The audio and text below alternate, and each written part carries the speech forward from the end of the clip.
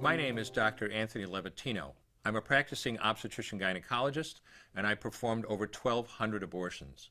Today I'm going to describe a first trimester medical abortion. This is a procedure in which the mother swallows pills in order to terminate her baby, and it is performed up to the 10th week of pregnancy. The procedure involves 2 steps. Step 1. At the abortion clinic or doctor's office, the woman takes pills which contain MIFEPRISTONE, also called RU46. RU46 blocks the action of a hormone called progesterone. Progesterone is naturally produced in the mother's body to stabilize the lining of the uterus. When RU46 blocks progesterone, the lining of the mother's uterus breaks down, cutting off blood and nourishment to the baby, who then dies inside the mother's womb. It is important to note that even after it has been taken, it is possible to reverse the effects of RU46 and save the baby if progesterone is administered. The sooner, the better. Step 2.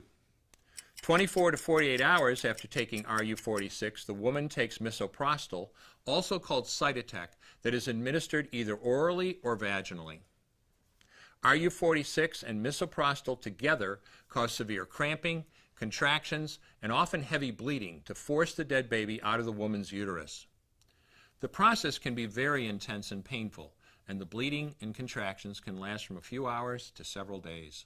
While she could lose her baby any time and anywhere during this process, the woman will often sit on a toilet as she prepares to expel the child, which she will then flush. She may even see her dead baby within the pregnancy sac. At 9 weeks, for example, the baby will be almost an inch long, and if she looks carefully, she might be able to count the fingers and toes. After she has disposed of her baby, the woman may have bleeding and spotting for several weeks. Bleeding lasts, on average, 9 to 16 days. 8% of women bleed more than 30 days, and 1% require hospitalization because of heavy bleeding. The failure rate increases as the pregnancy progresses. If failure occurs, she will usually be offered a surgical abortion.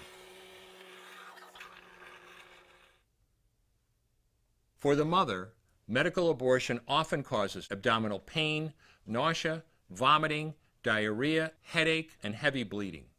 Maternal deaths have occurred, most frequently due to infection and undiagnosed ectopic pregnancy.